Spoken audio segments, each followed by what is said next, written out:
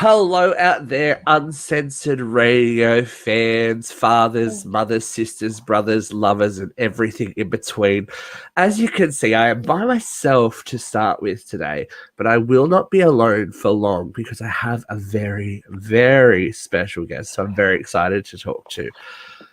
This woman is all things to all people. She is a writer, a content creator, actor, dancer, stand-up comedian, and most importantly, Irish soft shoe champion and Australia's darling. I can only be talking about one person, the one and only Miss Ruby Teys. Hey, Ruby, how are you, gorgeous? What an introduction for the ages. Oh my God, my footsies just hurt thinking about my under 10 soft shoe champion, Reign of New South Wales. Thank you very much for having me, lovely people out there. It's my absolute pleasure. Now, Ruby is a little bit of an obsession of mine, and I have to come clean because I did not discover. I had we won't linger long on the Babble, but you know I had listened to the Babble while you were on, and we actually have a link through the Babble as well. I listened to your Halloween episode a couple of days ago, and you spoke to Anne and Renata. Yes, who are ghost hunters, who I work for. Hilarious. Okay, that's the connection there. Now, There's another one. Speak to those lovely ladies again because they literally looked me dead in the eyes and said, one of them said to me, I can't remember if it was Renata or the other lovely lady, but she said she got eaten out on the toilet by a ghost. Yeah, that would be Renata. That's a lovely story. You've got to come and visit. We'll talk more about Newcastle later, but you've got to come. If you come visit, if you're ever down Newcastle way, just let me know. We'll get you on a ghost tour, you know. Actually, I will be because I'm about to start a podcast called Whatever Floats Your Ghost. And the concept is I tell jokes to ghosts in the funny machine and they have to see it, and I have to see if they think it's. And with that, I'm also going to be talking to ghost people who have had very great experiences like Renata getting eaten out on the toilet by a ghoulie ghost. And doing ghosts through the ages, like, did ghosts always wear their period clothing, or is there other types of ghosts? We'll soon find out. They wandering around in a suit. Whatever floats the ghost. Yeah, which I reckon. Hello. I love it. Now, I'm going to expose, as I said, I'm going to expose myself. Did listen to the Babble and went back and listened to a couple the other day because I was like, oh my God, your voice. I think your voice is like the soundtrack to my life at the moment. But through pandemic, and this is a very common theme, you guys you and your podcast and your stuff got me through pandemic. But the one thing that really engaged a lot of people, and we have to talk about it, is on your Instagram, which of course, you know, is below. Hello. If you're not already following her, follow her. Yeah. Follow her. You did some reels on dance schools. Now, there is a lot going on in these. Were you surprised at the reaction that you got to this like random question about dance schools? I thought there would be like mostly 16 responses because it was a juicy topic. And I thought of it, I was in lockdown for like 14 weeks. And if there's one thing you know, that no one puts Ruby in lockdown because I'm clinically an extrovert. And I must be absolutely shining at all times. That sounds very annoying, but when you meet me, you're like, yeah, can't keep her inside for too long or else she'll explode. And I was like, okay, I think naturally my creative outlet was just trying to do something to connect with people because I'm so used to doing that on the outside world every night on stage. And I was like, oh gosh, I've got to speak to some people. How can I tap into literally every one of my audience's psyche? And we all share the same trauma. And that trauma is going to a suburban dance school in Australia because we have a huge gypsy mentality in Australia, and that's dance schools. And as someone with an Irish traveller background, like second generation, I'm very linked to those superstitions. So I really tapped into those ancestors and the Australian dance culture. And I thought, how can we reach people in hour of need, which is the middle of winter in a 14-week lockdown? And that's what you got. It's some of the, and as someone who was kind of about at the same time in Sydney, doing Mm, full time, very late in life. I actually did yeah. it when I was 28. I waited. Wow. I Yeah, I really know. appreciate that because I'm thinking of like going and doing another, like just something overseas. But I'm like, Yeah, next year I'll be 32. And it's like, is that too late? But I think if I'm no. lying on my deathbed, I'm going to think, no, that wasn't too late, you know? That was exactly it. Because I Yeah. did the life wrong way round thing. I went to university because I was the first person in my family to get into university. I was like, Yeah. oh, got to do it. Instead of like No, running yeah. away at 18 and doing it when you're supposed to. Totally. I went 28 sounds great. So yeah, we were inadvertently floating around at the same time, and some of the stories that came up in that podcast, in the podcast, in the reels, sound very, very familiar. And you just go, Yes, oh, it yeah. is a small world. And it's the And same blueprint, really. It's just carbon copy of one place and the next. It's this institutionalized thing. We think it's such a shame because a lot of my friends still are very institutionalized. Like these institutions are make or break of their career or of their passion or of their identity. And I have to say, no, darling, it's just another business. Like I had a friend exactly. go, when you debut at Edinburgh, it's really important because that's the only time you can really win the awards, win the 5 stars, and that can really like make or break whether you waste that $10,000 or whether it's worth it. And I turned to him and I said, Dylan, Sydney comedy these festivals, they're just another business and they're not going to determine your career. What's going to determine your career is the work and performances you do every week and that accumulated over a period of time.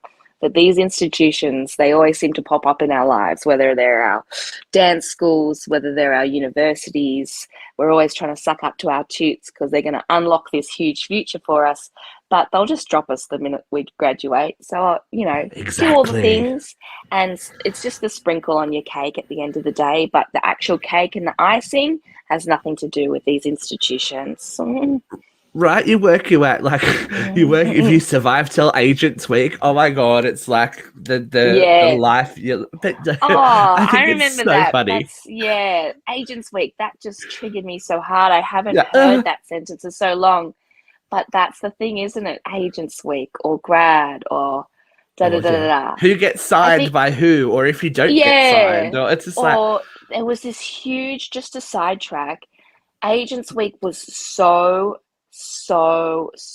it was like a soap opera. It was like the right, season finale of Neighbours for right, us because there was this agent who just started with heaps of money and he did this. It was when social media first started going, and he did this huge social campaign and he um um did this huge photo shoots with everyone. He would come to these his castings with like two big Apple Mac screens and like set them up in the corner. Like his name I can't remember, but the agency was called Ukina or Okinya, oh, I and he have was just. I have Do remembrances. you Oh, remember that? I have And he. remembrances. Do you remember? And everyone was like, "Oh my god, oh my god!" There's an alternative to the three that were out there, which was like Grey Boy, Jeep, and I think Detour at the time or something, or and he was like, I'm coming in, I'm going to be great, I'm going to be competitive. He was literally signing everyone, and he had a small fee involved, and that was so that because he was new, and he just needed like to make sure he covered his cost and blah blah blah blah blah blah blah. So everyone in Agents Week is like, well, if you don't get signed by this guy, I think his name was Matt or something, he's going to sign you, Akina, and you just, he's great. And he's like, he might not have a job for everyone, but he'll try.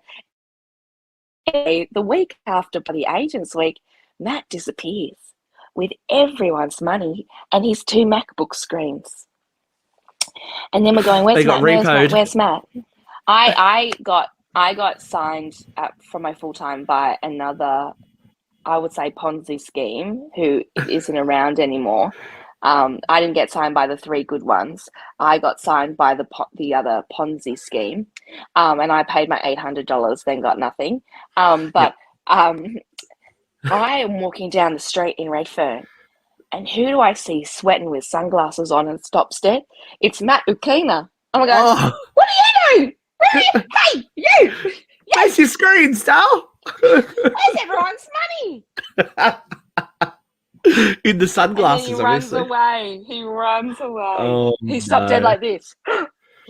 Shiesty. But this is going. I haven't unlocked these memories in years. Like See, literally, this is what happened to me because I was watching Yeah. I was watching your reels and I messaged you and I didn't even realize at what time it was. It was like 3 a.m. I'm like, oh my God. Well, and you to your credit, you replied. I would have just been like, block. You're fucking crazy. Oh Why no, you... no. I think like, those kept me up all night because people would just really, really. It was like a huge Australia-wide support group. It was like a trauma venting / therapy session. Everyone got their shit out.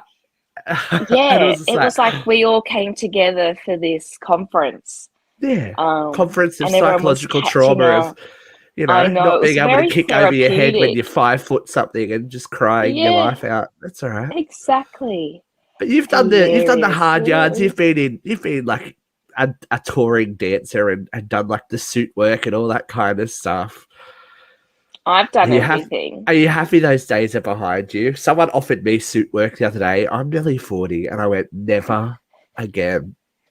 Never. No, suit work is really bad and you Never. don't need any training whatsoever. No. I wouldn't even put it in the creative arts because all you need is someone with some strong shoulders. It's like water torture, really. Yeah, back in 2011, I did a job in Nowra for Nickelodeon. And it was a Gumball and Peanut or something show. Something. And these are the mascot handlers. It's crazy that they get dancers to do it. You don't need a dancer to do it. No, but the people that do it absolutely think it's their 15 minutes of fame. Never danced, never done anything because they don't need to. They go, oh, I suppose I'll get into the suit. And I was like, this is the worst job I've ever done. And it was so tiring and so hard yakka. And the job was like, you had to drive.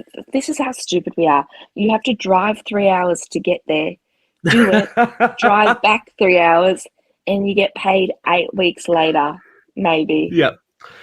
Yeah, if you chase it. Yeah. I remember being flown to Brisbane to do a show. Like I from Newcastle, their Brisbane cast member was out of the country. So I got flown to Brisbane to do this massive like Stocklands gig. So it was like a land development thing, and it was for Yo Gabba Gabba. Oh. So I was a giant yellow robot. Fuck my life. It pissed down raining the entire time. So we were supposed to do 3 shows and meet and greets in between all the shows. It pissed down raining. We did half of one show because the stage filled with water and there's cords all over the stage and they're sparking and whatnot. It's just like, okay. So I went to Brisbane for half an hour's work. Still got paid fully, but work. It's just not worth it.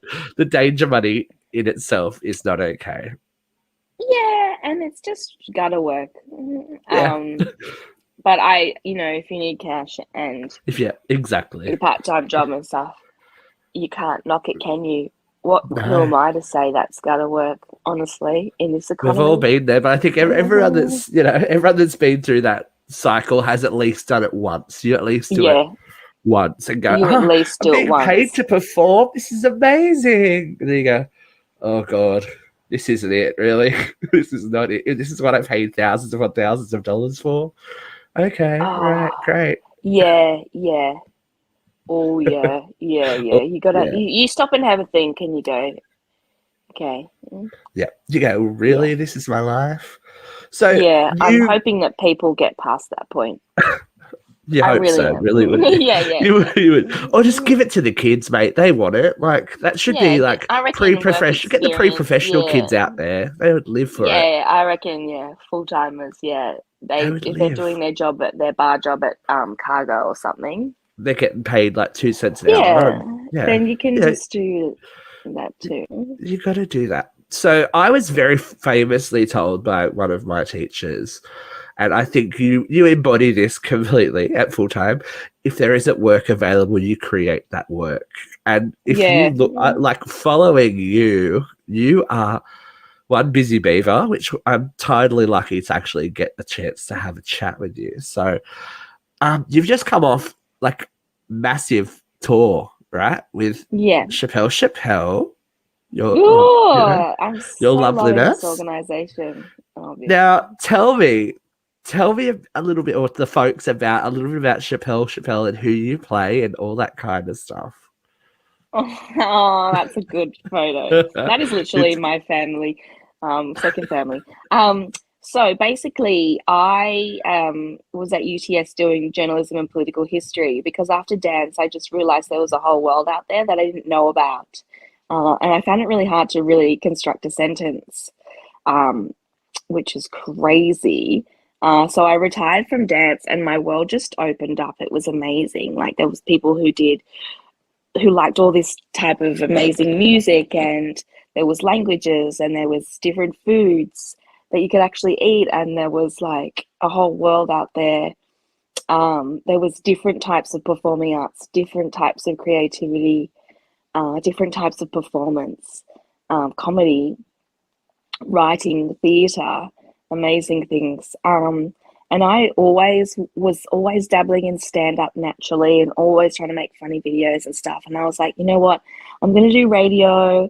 And then even after radio, I got a scholarship to afters doing radio and comedy for radio. And but my brain really expanded when I did like the political, current affairs kind of stuff. And I was like, despite my teachers at radio school wanting me to go and have like start out with like the number one breakfast radio show in Dubbo and then work my way into the city, I think I still have more to learn. So I'm going to go to uni. right. And I got into the really good journalism program at UTS, and that was amazing. But it was amazing for two things because I like really flung out into the world. But number two, UTS had an amazing comedy club called the Crap Society, and it was comedy review and performance society, and it was like a club, and there was impro, there was stand up, but most importantly there was sketch. And we would do the most amazing sketch shows and the most amazing review shows. And after doing a year and a half of like a very serious degree, I saw comedy auditions this way. And I like walked down there, and then I went into this basement and there was all these fucking weirdos that were the same as me. And I was like, where the fuck have you guys been? What the hell? And so we were just doing like the most amazing comedy shows. And from there, really amazing people would come and watch. And I just got plucked to do other shows. Like I got plucked to do Still Magnolias, got plucked to do In a West Side Story, the musical, which then more people saw. But most importantly, the director of Chappelle came one night to the women's review, which was just like the women doing amazing comedy. And in that show, I played 14 characters. And then I heard Hold rumblings that up, this director, 14 different yeah, characters. yeah, Okay, yeah. glutton So for punishment, radio, go yeah, for it. so that show was really good because that was when I gave birth to Tim Bailey, and I gave birth to Gladys, and I gave birth to Gladys Berejiklian's the Gladys Berejiklian impersonator, the Double Bay Wives, the things like that. Um, and the director or one of the girls from that show said, "Oh, my friend wants to speak to you. They're doing Chappelle, call me a musical." And I thought, great, another gig. Here we go. So I had kind of like this audition interview for this new musical that had won a touring scholarship to Sydney from regional Australia. And I thought, great, because there's nothing more I love in this world than country people and country creatives. I think they're awesome. They're the best, and they are the most efficient teams in the country. And I said, fabulous. So they said, look, we're going to meet you Monday, 10 o'clock. You live in Chippendale, so we'll meet you at Broadway Shopping Centre at a cafe or something. I said, great. The day before, I got so badly dumped by my boyfriend of a year and a half. Like it was Oh an no. absolute fucking rinsing. Like he hung me out on the washing line and then spun it around and then left me overnight. That's how bad it was. And at the time, I was also really sick with a cold and like had the sweats, like it was a flu. And so I completely forget that I have this, because I've been just in hysterics the whole night. I completely forget that I have this audition meeting at 10 a.m. the next day for the next big potential job. Anyway, they call me and they go, "Hey, babe, we're running 10 minutes late." And I was like, "Oh, yeah, okay. I'll just wait for you then. That's fine." And lucky, it's exactly 10 minutes from my house where we were supposed to meet. So I fucking piss bolt there with the same pajamas, same awful hair, same everything, because I'm Broadway. just so sick and so sad. And then they're sitting there, and I come in and I say, "Look, here's the deal. I have been through the absolute ringer the last 24 hours. I'm really sick. I'm really tired. I'm really sad. This is really bad. I can't believe it. I'm embarrassed." And they said, "You know what? We were going to get you to sing a song and read the monologue, but we're just going to give you the role." Oh, work. That's amazing. And so you played? Who do I you play played in the show? Mercedes Corby. Some would say the protagonist. Some would say second to the protagonist. Who knows? Um, and she is Chappelle Corby's sister, who becomes the spokesperson for the family over the 14 years of the most ridiculous media circus there ever was in Australian tabloid current affairs history. Right, and doesn't mind a dance break either. Like, she Here we is go. all over it. Look at her. Yes. She's going for it. She's living her best life. But yeah, the dance, the music, the scene work, the everything about that show, the band, the compositions, everything was just outstanding. But most outstanding were the people that I worked on that show with. And I've said this a million times, and it's a bit of a Lady Gaga. There could be 99 people in the room, but I always say it must. And I said the other part too, because we just wrapped our 4 years of touring around. I say it just must be divine intervention, and I must have just done something really good in my last life to have had this opportunity, and for everyone to be available for this, and for this crazy different worlds colliding and coming together. like lightning in a bottle I must moment. be doing, totally. I must be doing something good. And look, she doesn't mean high kick too. She's all about that life. Yes. Wow. It's crazy that your Living. legs kind of still go. At that moment, then the day after, you're like, "Oh, right, okay, yep, they remember that." They still go. They still work. It's crazy, but you need to have faith. Like, you might be 10 years in retirement, but she can still do it. She can still get up there, Batman with the best of them, baby. She got that. She got that work. Yeah. Now, I have to talk to you about Mystery Flight as well.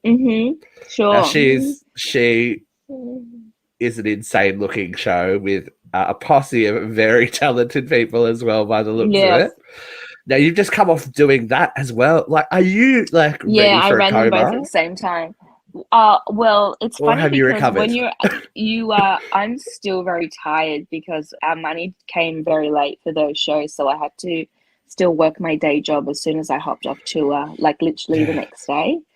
But when you kind of are on the brink of finally making it, which I am, I would say maybe, you actually can't say no to anything, and you have to tour and get as many people out there as possible to come and see your shows. It's I wish lots of people go, you're crazy, but I didn't really have much choice. No, you got to do it. And I think, look, if we're going to smash it all out now, let's smash it all out now. I'd rather tour both the shows if it works, so that we can keep doing other projects or writing other things that can go into the rest of the year. And I mean, the comedy circuit only happens once a year. At the beginning of the year, which I think is so weird. It's like, so you have to write over summer? Okay. All right, that's fair.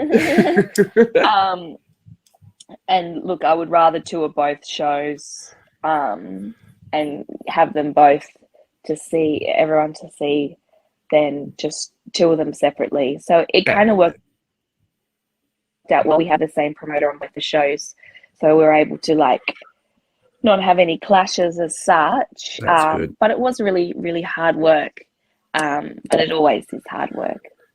And just to make your life even easier, podcasting, because who doesn't have extra time? The people need me. The people need to hear you. They need to see you. They need to smell you.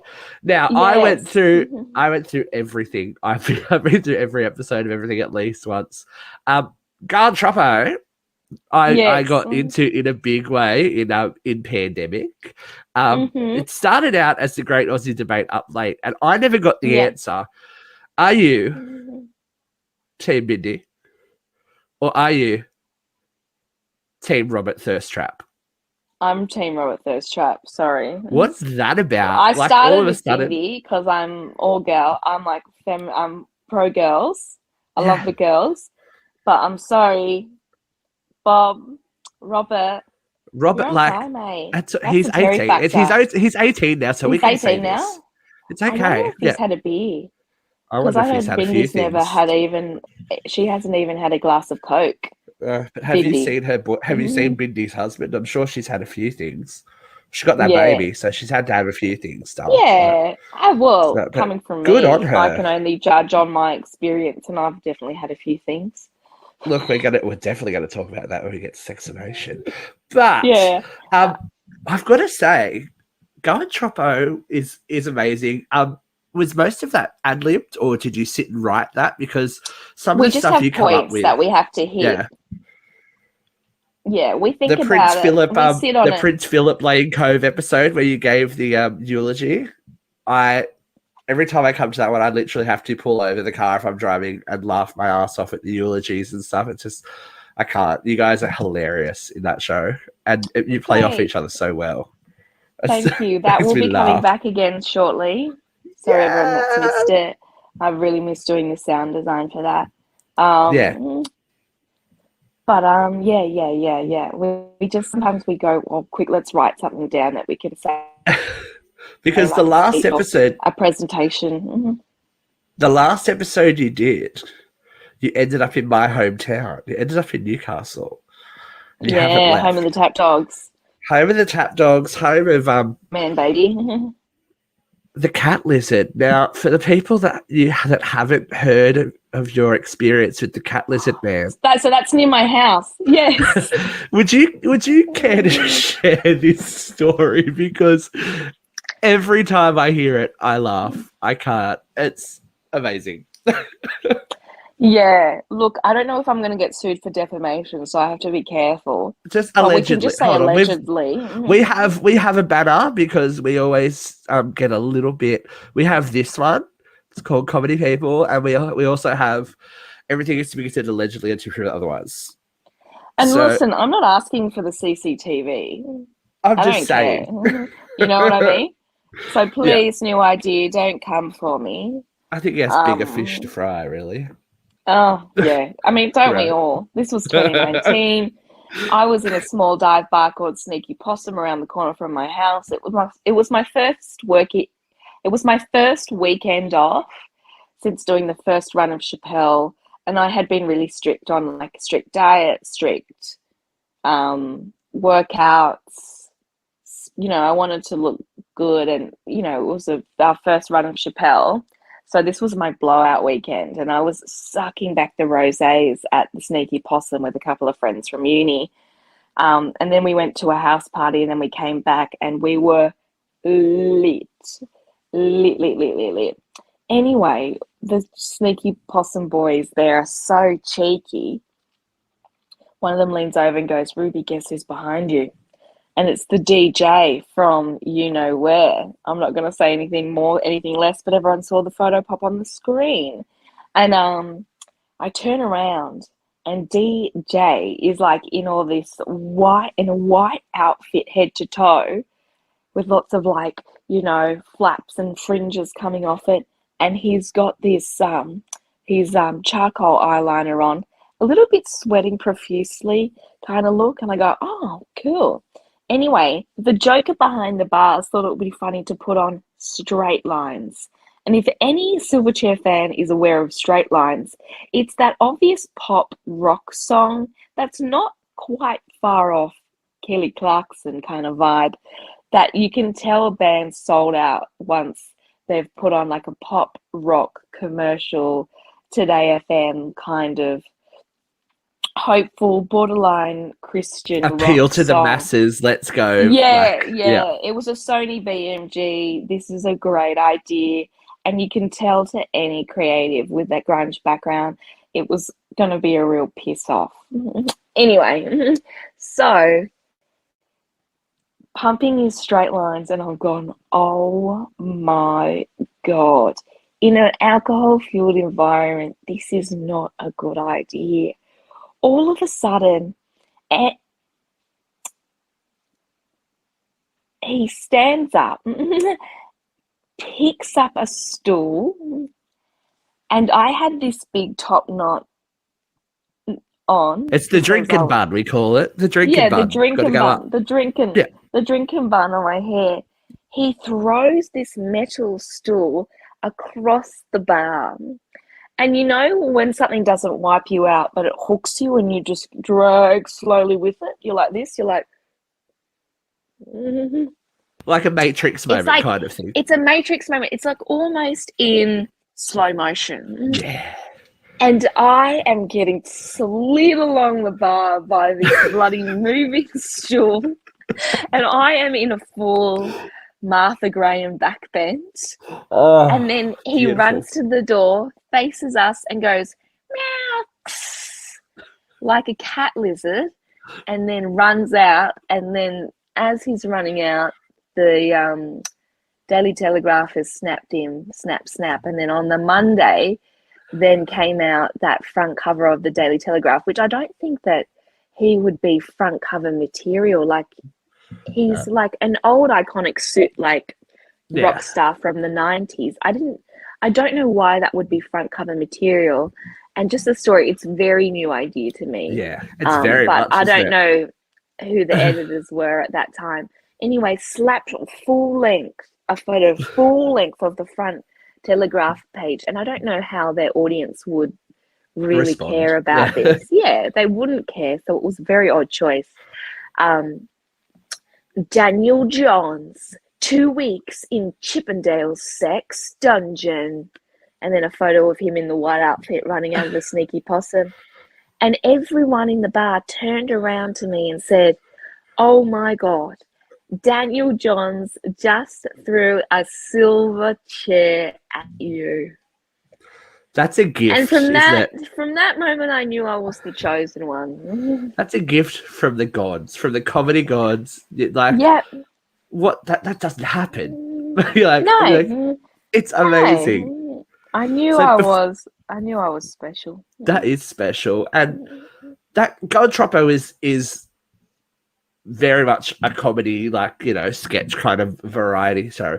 But I've got to say, the episode that you guys did about Jack's mum passing away, I listened to, and it just happened to line up with the year anniversary of my dad's passing away. Oh, I'm sorry, but it was so therapeutic. It was so, and to hear people be honest and both of you be so honest about grief and how you go through this at a younger age, and losing a parent and especially not knowing how to help someone who's lost a parent was so cool and refreshing. And I think that's the kind of stuff that you do so well. Especially with your podcast, Seximation. Seximation, it's defamation, but sex. With sex, yes, I live. So, are you surprised at the stuff that you... all right, here's my question. How much of the stuff that you get in inbox can you share with people? Because some of these stories, you just go, oh my God, these people are living a life. Well, we actually share everything. That's cool. And if it's a bit on the nose or there's something wrong with it, then we'll say that. Yeah. So a lot of some we even get some bragging about cheating or some like, oh, fell asleep, but we still kept going kind of Yeah, things. it's And we will questionable. say, no, that's not good. And that's a Yeah. part of the lesson. So we actually do share everything. And we are surprised that our inbox is full because a lot of podcasts, even the big ones in the corporate world, they do struggle to get listener input. Submission. Yeah, definitely. But I find this sex and love, everyone, and it's like romance scenes in the movies. They're the best bits, right? They're the most Right. juicy bits, and that's what gets your attention. But I've done like every type of content, but when it comes to sex and love and relationships, everyone just wants more, and it's just so juicy, or everyone just wants to share. It's so weird, us humans, that like we're just so drawn to this idea of romance or sex or weird kinky stuff. It's like comedy, great, horror, great stuff, but the romance stuff and the human interest stuff is really the content that keeps on giving and always will have a life. And I think it's refreshing to hear it from, two women to start with, and the honesty that you guys have with your listeners, and everyone's just kind of like we're generationally stepping forward, as opposed to, like I remember back when I was young, there was like Sex Life with Toddy Goldsmith on TV show, and you're like, oh, you can't watch that, it's a bit taboo. Yeah. But people are actually like having these conversations about, you've had trans sex workers on your show, you've had like a show on fisting, like it's taking it out of the closet and going, this is what life is, because it is such a universal experience. People, they're either having sex, they're not having sex, they want sex, they want love, they want to feel and that it kind affirmation. of goes in line with our thing. Sometimes we're on, sometimes we're off, Right. And even Bugsy has her day. You are so blatantly honest, and I love it. And I love that you guys are doing weekly shows now. I can get my little. Is that Percy going off? Yeah. Do you want to have a look? Oh, your man. Yeah, we need to see it. He is like the co-star of your life. Look at him. No cameras. Look. He hates the cameras. He knows the camera's out because he knows he's not. He's not camera ready today. The special biscuits. So you guys are working on a live show eventually? Yeah, we're working on a live show. It'll be like a panel show where people can participate, and then we kind of act out the scenes, and then we talk. We're going to have special guests and stuff like that. So it will run for about an hour. Nice. And it will be like how podcasts do their live show, but ours will just be a little bit more you guys. A little bit more, and lots of fun and X-rated.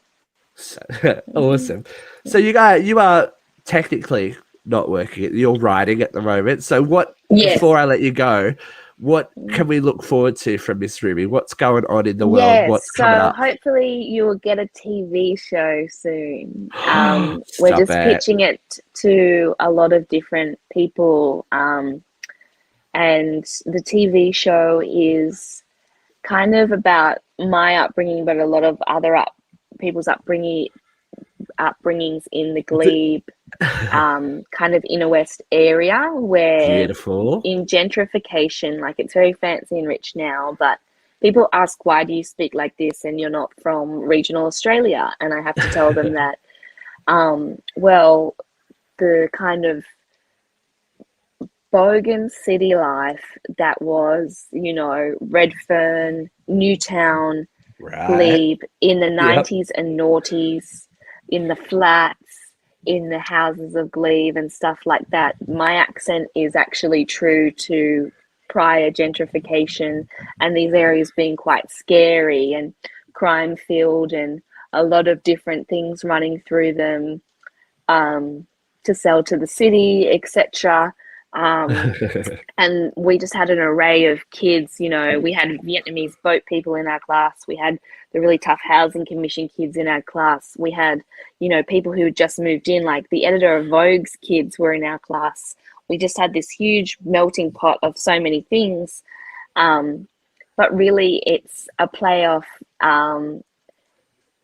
as like city Australian urban culture, and what it would be like today and things like that. So expect really Australiana, really down to earth, really real life problems, Amazing. and a lot of funny stuff. We cannot wait. But I'm writing that, and I'm very new to the kind of screen world, your typical screen world, but I'm really excited because the script is just beautiful and about love and support and friendship and funny and silly. That's what we love you for. So, Ruby, thank you so much for your time today. If people aren't following you, they need to get a life. Ruby Teys. Tropical version .mp3, living our LimeWire realness there at the bottom. Yes. And just for all and Newcastle TikTok at Ruby listeners, Teys 5. Yes, thank you. Yes, oh my God, I'm that's okay. so appreciative of all the research you've done. Make a girl feel special on a Wednesday morning. I could talk to you for hours, but you have a life, and we need to move on. We need to get out there, and we need to get this episode out for the people. We do. So thank you. I cannot say it enough. Make sure you come to Newcastle. Bring the shows to Newcastle. We'll love it. Funny you should say that, because Mystery Flight will be coming to Newcastle. Hopefully within the year. I will be doing stand-up in Newcastle very soon. Yes. She's out there, ladies and gentlemen. And I'll also be coming to Newcastle anyway to do some research for a few things. And I really look forward to it. Thank you so much. I really appreciate Ruby. Everyone. Thank you. And you especially.